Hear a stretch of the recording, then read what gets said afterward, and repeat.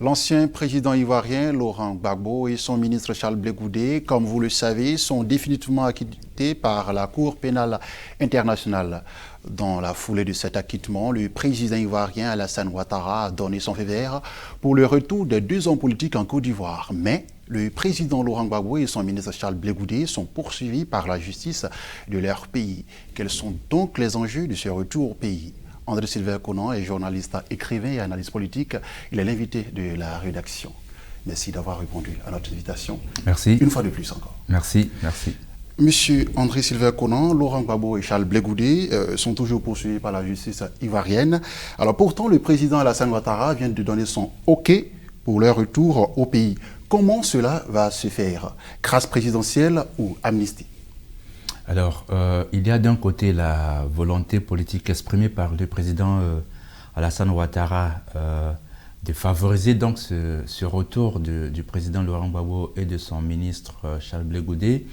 Et de l'autre côté, il y a la justice qui a condamné ces deux personnalités à 20 ans de prison, chacune des personnalités, au terme de deux procès, on va dire expéditifs, menés par une justice qui n'a pas pu rétablir très clairement la vérité sur cet aspect. Mais bon, bref, on a d'un côté le pouvoir exécutif qui exprime une volonté d'aller à la décrispation, et de l'autre côté le pouvoir judiciaire qui manifestement va continuer à faire son travail comme le ministre porte-parole du gouvernement l'a exprimé. Donc on est dans un cas où il doit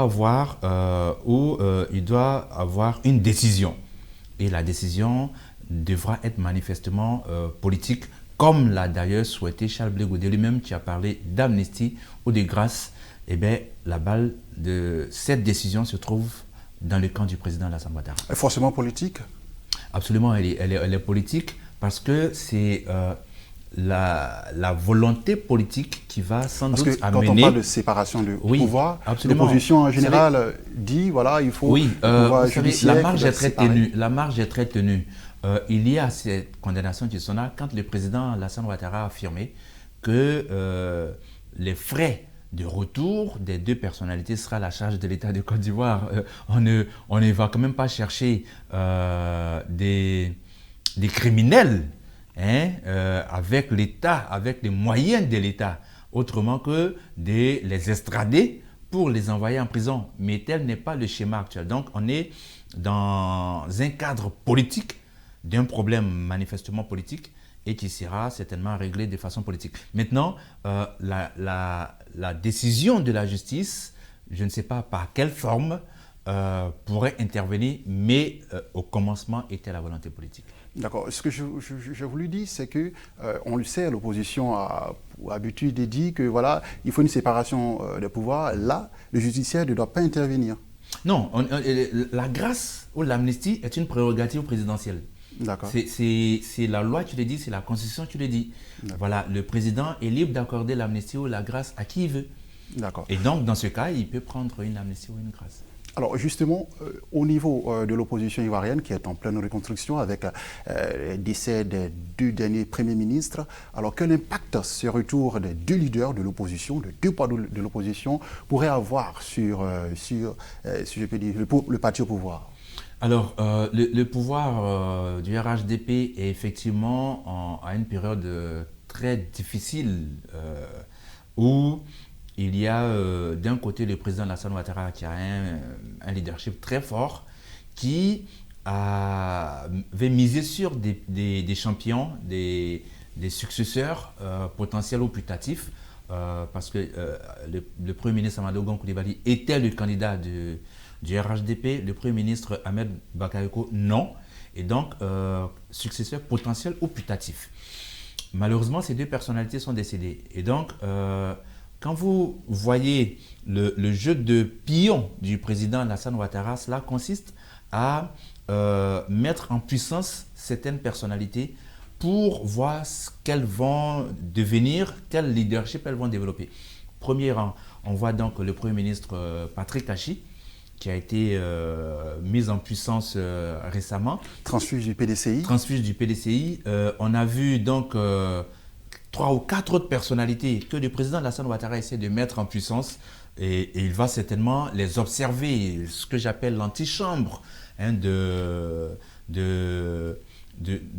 gravissement d'échelon, à savoir les ministères d'État. Donc, premier ministère d'État, on a Kandia Camara qui n'a pas un passage tout à fait, je vais dire, réussi hein, au ministère de l'Éducation nationale. Elle a subi beaucoup de critiques. Bon, elle a réussi certaines choses aussi.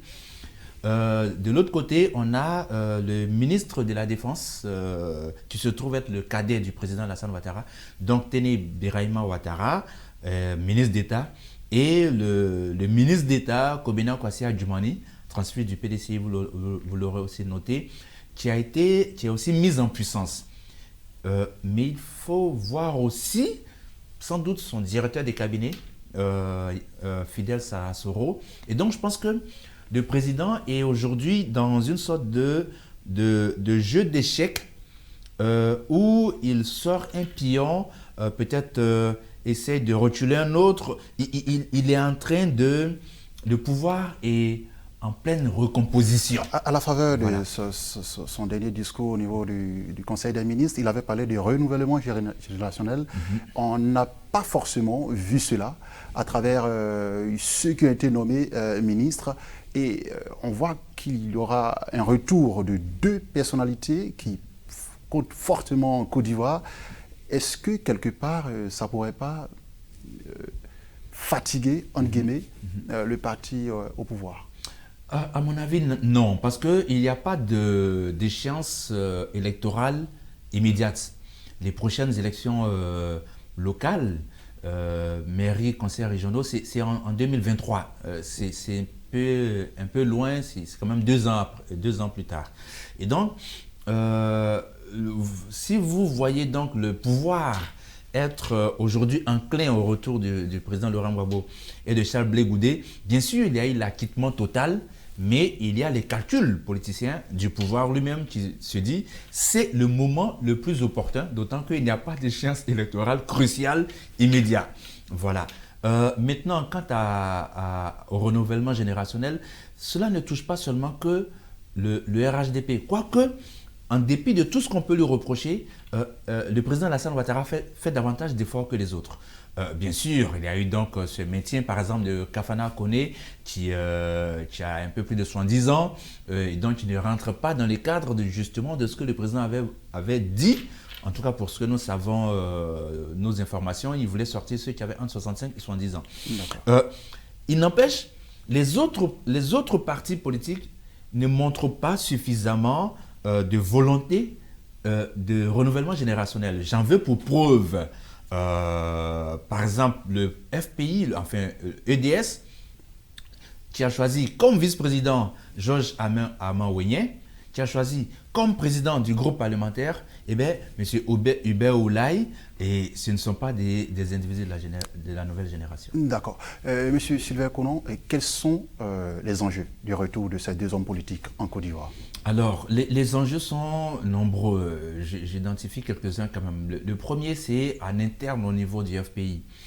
On a donc un FPI qui est divisé aujourd'hui entre la branche légaliste et la branche, on va dire, légitimiste. Les légalistes sont amenés par Pascal Affi-N'Guessan qui tient le logo officiel du Front populaire ivoirien.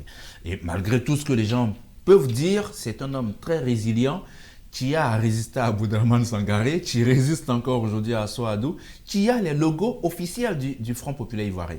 Cela énerve certains militants du Front populaire ivoirien, mais la preuve qu'il a la légalité avec lui, c'est que les candidats comme Hubert Oulaye, comme Laurent Akoun et autres, n'ont pas pu utiliser le logo du FPI pour se présenter aux législatives. Ils ont dû se réfugier derrière EDS. Alors, hormis les conséquences au niveau du FPI. Donc, ça, c'est au niveau du FPI. Au niveau de l'opposition en général, il y aura forcément, je ne dis pas une division au sein de l'opposition, non, mais il y aura certainement une crise de leadership. Tôt ou tard, entre Henri Konabédé et Laurent Gbagbo, tôt ou tard. Et au niveau de la réconciliation nationale, alors, rapidement. Oui, au niveau de la réconciliation nationale, je pense que c'est un pas vers la décrispation. Pour moi, la réconciliation ne vient pas avec le retour forcément du président Laurent Gbagbo et de Charles Blé Goudé. Non, loin de là, parce que je donne un exemple constant depuis toujours, c'est que en 2010, Laurent Gbagbo était en Côte d'Ivoire, Alassane Ouattara était en Côte d'Ivoire, Henri Konan Bédié était en Côte d'Ivoire, Guillaume Soro était en Côte d'Ivoire, Charles Blé Goudé était en Côte d'Ivoire. On a eu une crise post-électorale tout à fait meurtrière. Donc ce n'est pas leur présence en Côte d'Ivoire qui va enclencher le processus de réconciliation nationale, du moins la réconciliation, mais cela participe de la décrispation. Merci encore, merci M. André Sylvain Konan. Je rappelle que vous êtes journaliste, écrivain, analyste politique également. Nous séjournons sur ce plateau pour parler des enjeux du retour de Charles Blé Goudé et de Laurent Gbagbo en Côte d'Ivoire. Merci d'avoir répondu à notre invitation. Merci. Voilà, c'est la fin de ce numéro de l'invité de la rédaction. Merci à tous de nous avoir suivis. Restez sur Médien, l'information continue.